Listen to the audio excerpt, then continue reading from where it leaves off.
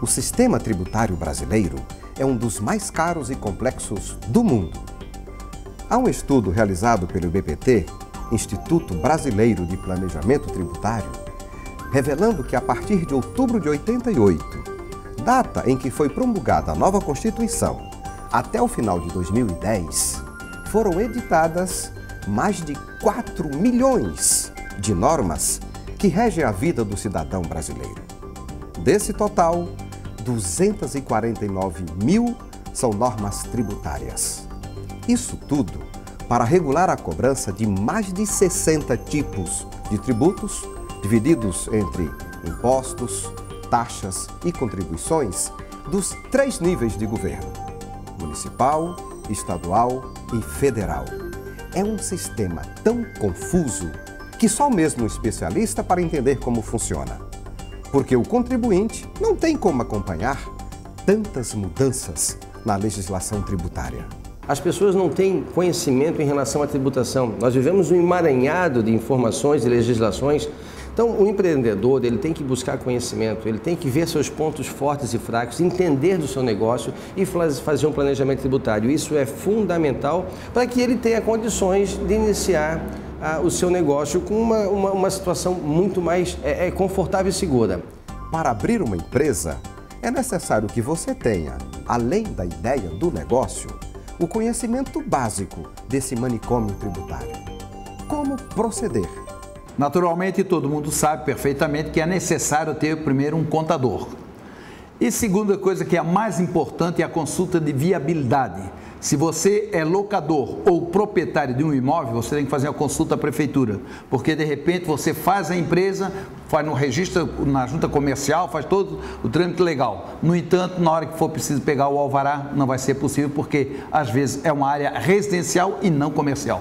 Muitas das vezes a empresa ela não tem viabilidade econômica para estar estabelecida naquele local.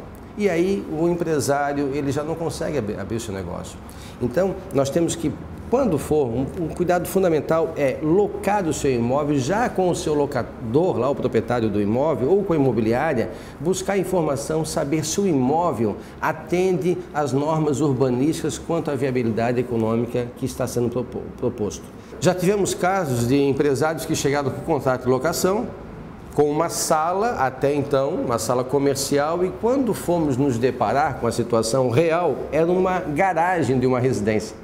E aquela garagem, com toda certeza, não tem a viabilidade para o local por se tratar de uma residência. E a própria regra urbanística da região não permite isso. E nós temos situações que envolvem bombeiro, a polícia, segurança como um todo, higiene com relação à vigilância sanitária. Então não são todas as atividades que comportam a instalação naquele local.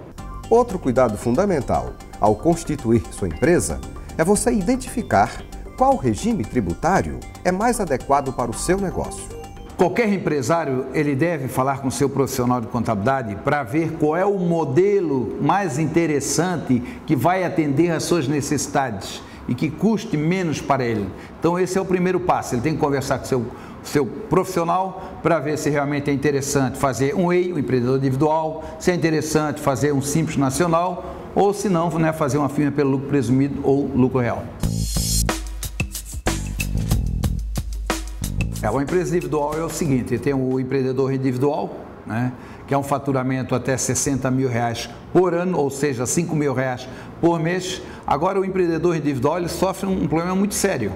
Qualquer dificuldade que houver de atraso de impostos, ou seja, até trabalhista, os bens deles, os bens que ele possui na sua pessoa física, poderão ser arrolados para que faça esse devido pagamento. O seu faturamento hoje é R$3.600.000 por ano, ou seja, R$300 mil por mês. O faturamento, então, realmente vale a pena e tem uma série de vantagens em relação aos empregados. Você hoje só paga 8% ali, né, de NPS, Fundo de Garantia, né? Se você fosse uma firma normal, naturalmente, às vezes, esse custo seria em torno de 30% a 35%. Nós temos o lucro presumido, onde o governo diz o seguinte, você tem um comércio, por exemplo, ele te atribui um 8% de base de cálculo. E a alíquota no Brasil para o imposto de renda é 15%. Então, 15 de 8%, isso vai dar 1,2% sobre o teu faturamento total. Então, o governo ele presume um percentual em que você utiliza como presunção para apurar o teu imposto. Saindo do lucro presumido, nós temos o lucro real.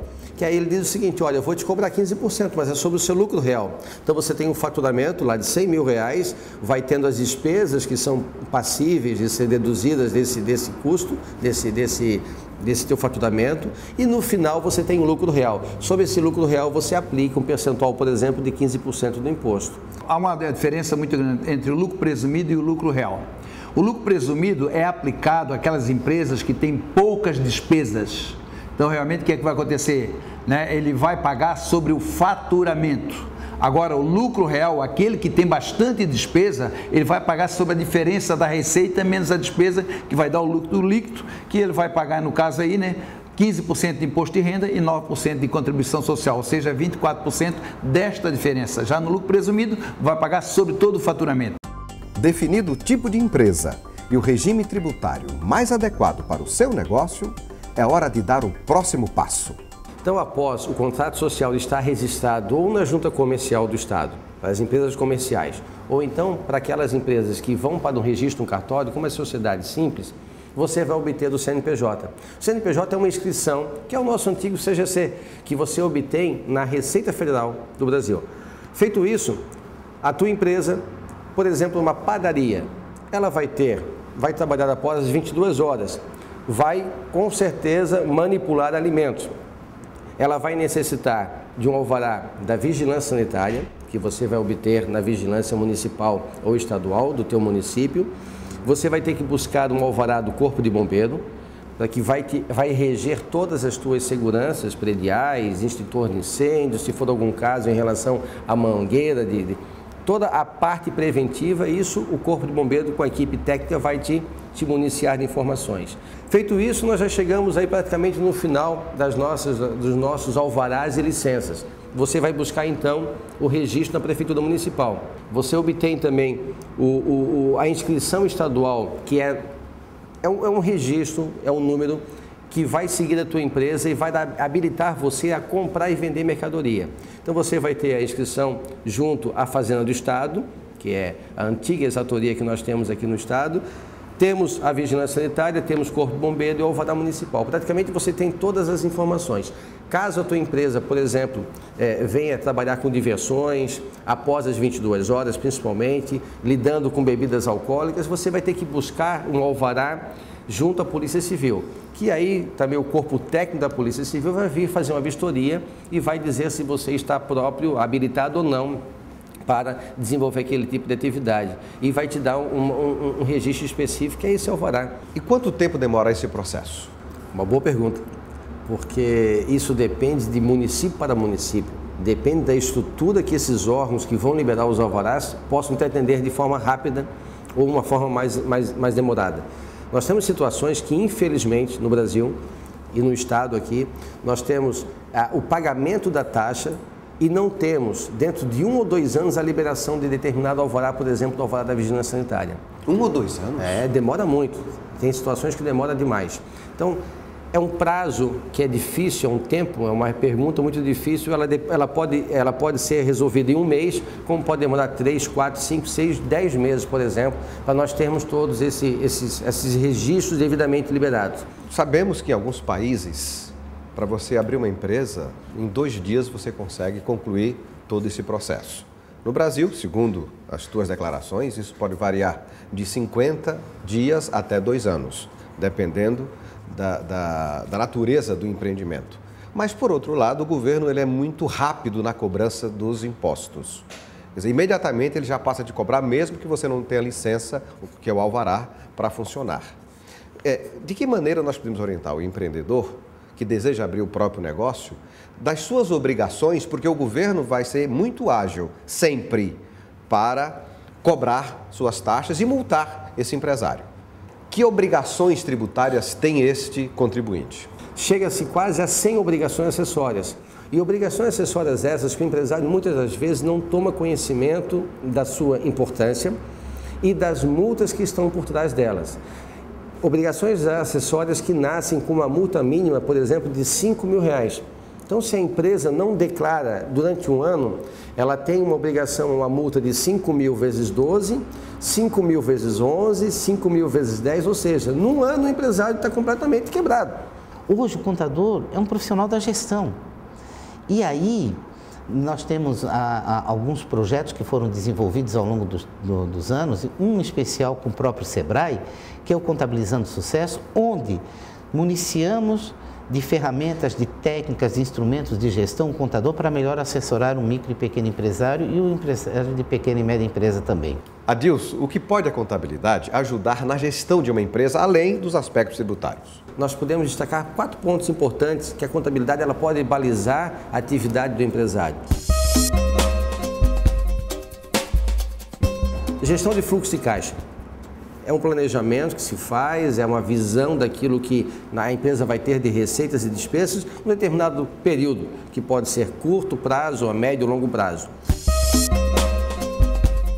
Nós também podemos observar a gestão tributária e fiscal, aonde a contabilidade vai apontar a real necessidade, vai direcionar, principalmente no decorrer do exercício e no final do ano, para que o empresário possa, no ano seguinte, mudar de regime tributário, que isso é possível no Brasil, se ele quiser, sem nenhum problema.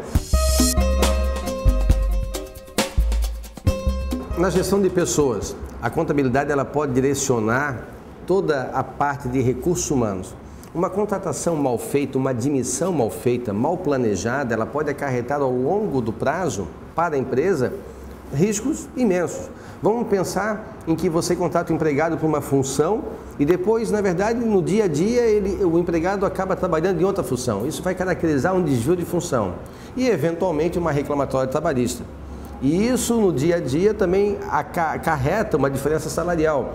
Pode ser que em funções diferentes, com salários diferentes, então nós temos que tomar muito cuidado. Deve fazer um contrato de experiência de 45 dias, depois, se der, renovar por mais 45 dias, para em 90 dias você vai avaliar se a pessoa realmente vai ter, né, sucesso na empresa e tem interesse realmente em trabalhar. A carteira de trabalho ela tem que ser mantida de forma constante com as suas anotações em dia. Alteração de salário, pagamento de férias, que é todo ano, eventualmente uma troca de função, um novo horário em que o empregado passa a exercer, tudo isso tem que estar registrado na carteira de trabalho, que vai carregar essa informação em tempo real e isso pertence ao colaborador. O livro ponto, isso é fundamental. Não adianta você pegar e fazer aquele livro preto, assinar, colocar 8 horas que entrou ou 12 horas que saiu. Não é assim. Você tem que fazer efetivamente o horário que ele entrou e o horário que ele saiu. E aconselho a colocar eletrônico, porque o eletrônico não tem como a pessoa chegar e colocar, rasurar, porque o que acontece? Eu tenho observado na Justiça do Trabalho, aquele livro ponto que está das 8 ao meio-dia, das 2 às 6, o que é que acontece?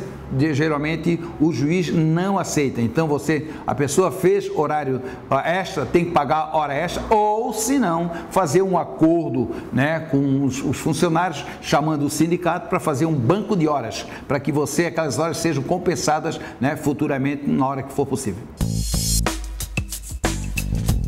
Hora extra, que nasce do livro ponto. A empresa então repassa para o contador a quantidade de horas extras e o contador vai ingressar essa rúbrica, esse pagamento dentro da folha de pagamento. Não pode esquecer, todas as verbas salariais elas têm que ser pagas. A comissão para o vendedor, o quebra de caixa para aquela pessoa que trabalha com dinheiro, a hora extra no caso, todas aquelas verbas que incidem em cargos sociais, FGTS ou o próprio INSS que é descontado do empregado, que gera benefício para ele, para estar assegurado pela Previdência Social de forma momentânea ou então no futuro, quando eles for se aposentar, tudo isso tem que englobar, tem que estar registrado de forma mensal dentro da folha de pagamento. O Vale Transporte ele é obrigatório por lei. A legislação ela não excetua tipo de empresa, quantidade de empregados, absolutamente nada. O empregado ele assina uma declaração dizendo que reside em tal local e que necessita utilizar daquela linha de transporte. E é responsabilidade do empresário cobrar essa informação assinado pelo seu colaborador. Vale-refeição. Vale-refeição não é obrigatório. A empresa fornece se quiser e ela vai fazendo um pequeno desconto mensal do colaborador. Mas ela nunca, jamais, ela deve fornecer esse vale-alimentação em dinheiro. Ela tem que fornecer sempre o vale-alimentação em ticket ou então em cartão eletrônico também. Outros benefícios, como de repente um plano odontológico, um plano de saúde, também não é obrigatório. A empresa vai fornecer querendo e também cuidando desses aspectos conceituais e práticos de fiscalização. Considerada como a linguagem universal dos negócios, a contabilidade vem passando por um processo de convergência por iniciativa de diversos países, visando padronizar o registro contábil, conforme preconiza o International Accounting Standards Board, que é o principal normatizador contábil do mundo. O Brasil aderiu às normas internacionais de contabilidade. Em 2007, o Brasil editou uma lei número 11.638. Naquele momento, ele passou a harmonizar as normas nacionais de contabilidade às normas internacionais. O Brasil, ele aderiu ao movimento ou a essa nova ordem mundial que é da contabilidade chamada internacional. Então, nós criamos inicialmente um grupo interno chamado CPC, Comitê de Pronunciamentos Contábeis, com o objetivo de harmonizar o pensamento contábil no Brasil. As entidades precisam falar a mesma linguagem. As normas que são emitidas pelo Conselho Federal de Contabilidade necessitam ser absorvidas pela CVM, pela Receita Federal e vice-versa. Os órgãos normatizadores têm que estabelecer normas que sejam comuns. O Brasil hoje é um país de referência na área contábil. Eu tenho a honra de presidir, além do Conselho Federal de Contabilidade, o que seria uma espécie do Conselho dos Conselhos da América Latina, que é o GLENIF, que é o Grupo Latino-Americano de Standard Sets, de Informações Financeiras. Esse grupo, ele interage com o organismo mundial emissor das normas internacionais para as empresas privadas. A contabilidade que é feita hoje no Brasil, ela pode ser usada em qualquer país do mundo. Antigamente, o que acontecia? A contabilidade nossa aqui do Brasil era feita mais para fins fiscais. Hoje não. Hoje ela é feita mais em termos gerencial e realmente fazendo com que o profissional da contabilidade seja mais valorizado e o empresário tenha segurança de querer, aquele empresário que vem de fora, querer investir por hipótese no Brasil, hoje ele sabe que aquela contabilidade ele poderá tirar suas dúvidas e ver se há realmente interesse e ver se vale a pena o investimento naquela empresa, porque a contabilidade é igual a todo mundo.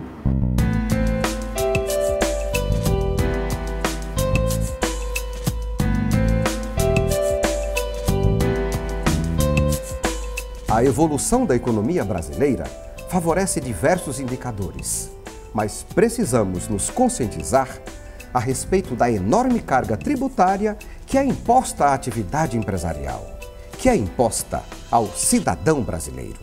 E o que é mais grave, o retorno do dinheiro arrecadado pelo governo é sempre precário, haja vista as condições da saúde, da educação, da segurança e da infraestrutura em nosso país. Esse é um assunto que ele sempre vem à tona, todos os anos, há muitos anos.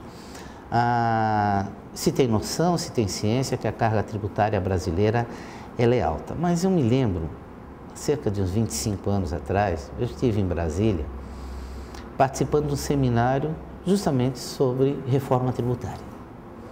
E naquele momento, eu saí com a nítida conclusão de que ninguém queria reforma tributária.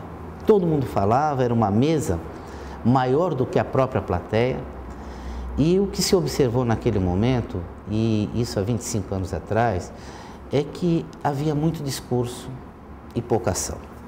25 anos depois, isso não mudou muito.